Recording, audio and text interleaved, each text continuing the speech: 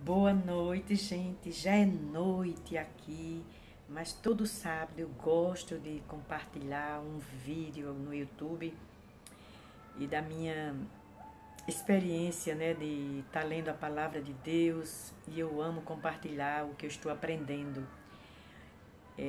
Peço desculpa a vocês, porque às vezes, gente, eu falo muito rápido e atropelo as palavras, a concordância verbal nominal, mas o importante é a mensagem. Obrigada a vocês que estão acompanhando. Gente, hoje o tema é o seguinte, o tema é esse: Deus age através de pessoas. Eu quero falar um pouco de dois personagens que ajudaram Moisés na travessia do deserto. Deus age sobrenaturalmente, mas também de forma natural. Deus indica, coloca circunstâncias, pessoas para nos auxiliar na caminhada rumo à eternidade, vamos dizer assim, rumo a Jerusalém Celestial. Ele estava aqui rumo à terra prometida, né, a Canaã. Eles tinham saído do Egito, já faziam 3 meses, chegaram ao Sinai. E lá no deserto do Sinai, eles passaram 50 dias depois da construção do tabernáculo, depois das tábuas da lei. Então, Deus, quando dava ordem para partir novamente, eles precisavam partir. Eles eram guiados pela nuvem. A nuvem representava a presença de Deus, tanto a arca da aliança como a nuvem, né? Como diz aqui no Êxodo 13:21. Durante o dia, o Senhor ia adiante deles numa coluna de nuvem para guiá-los no caminho, e de noite, numa coluna de fogo para iluminá-los, e assim podiam caminhar de dia e de noite. Quando Moisés foi embora, né, que Deus deu a ordem, né, para que ele fosse conduzir o povo, tirar o povo da escravidão, né, que saiu lá do Egito, e ele deixou sua família lá com seu sogro, Jetro, que também tinha o nome de Reuel. E quando o sogro de Moisés ouviu falar de tudo quanto Deus tinha feito com o povo de Israel, né, gente, os milagres, o sobrenatural de Deus, a travessia do Mar Vermelho e todas as grandes coisas que Deus tinha feito, ele foi levar Zípora, sua filha, né, que era a esposa de Moisés, e seus 2 filhos. E quando ele chegou lá, gente, Jetro ficou muito triste com o trabalho de Moisés. Moisés estava ali conduzindo milhares de pessoas e ele só liderando aquele povo. Então, ele deu conselhos, sabe os conselhos? Depois eu vou colocar a referência na descrição para que você leia, porque temos pessoas que têm sabedoria, gente, tem que ouvir conselhos. A gente não pode, às vezes, andar por nossa própria cabeça.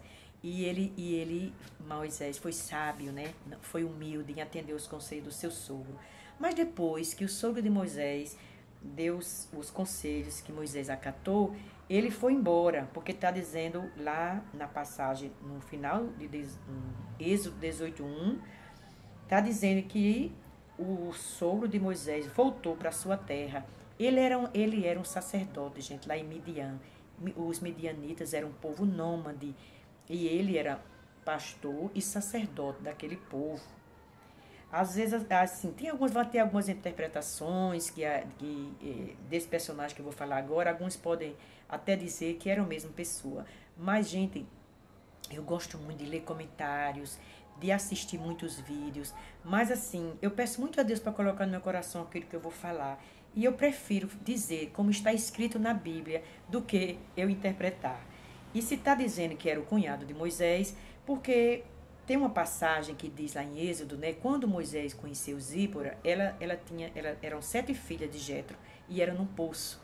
Engraçado que é o costume das mulheres daquela época pegar água. Assim foi quando o servo de Abraão foi procurar uma esposa para Isaac, encontrou Rebeca no poço. Ele ia pegar água para as ovelhas. Quando Jacó chegou na terra de Labão, seu tio, que viu a sua amada prima, que depois casaria com ela, Raquel, ela estava num poço. E até o sinal que ele pediu, né?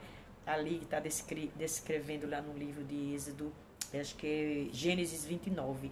Então, gente, era o costume das mulheres. Jesus, quando encontrou com a mulher samaritana, ela estava no poço. Eu lembro da minha infância, eu via lá na terra do meu pai, onde eu vivi, que o costume das mulheres com aqueles potes de barro na cabeça, quando ia buscar água, eu tenho essa memória na minha mente. Então, era o costume das mulheres, e não é mencionado esse cunhado de Moisés. Mas se aqui está dizendo, gente, quem sou eu para dizer que não é? Aí eu quero ler isso para vocês, que foi o segundo personagem que eu quero falar.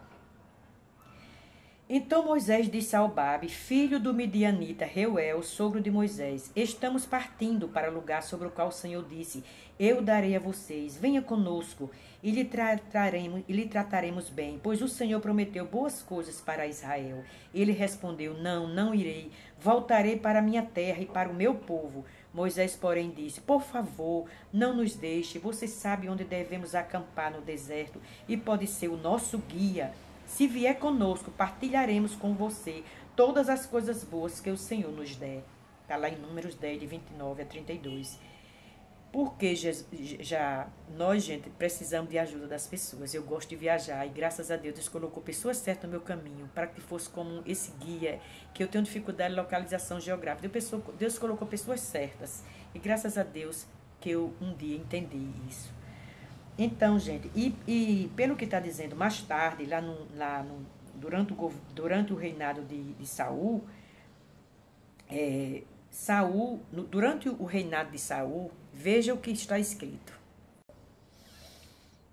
No tempo do rei Saul, né, faz uma referência ao povo queneu, né, disse aos queneus: retirem-se, saiam do meio dos amalequitas, para que eu não os destrua junto com eles, pois vocês foram bondosos com os israelitas quando eles estavam vindo do Egito.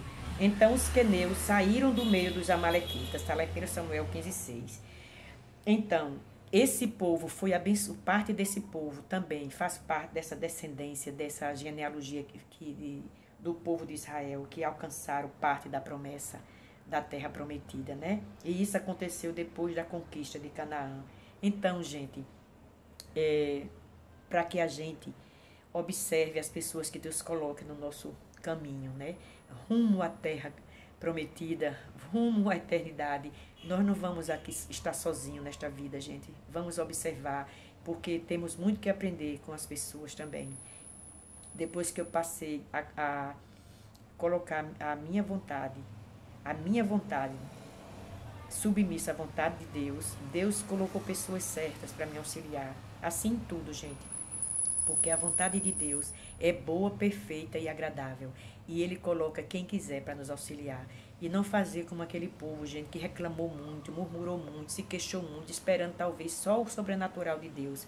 E Deus não vai fazer a nossa parte. O natural cabe a cada um de nós fazer. Mesmo que Deus aponte pessoas, indique pessoas, mas cabe a nós agirmos quando for para agir.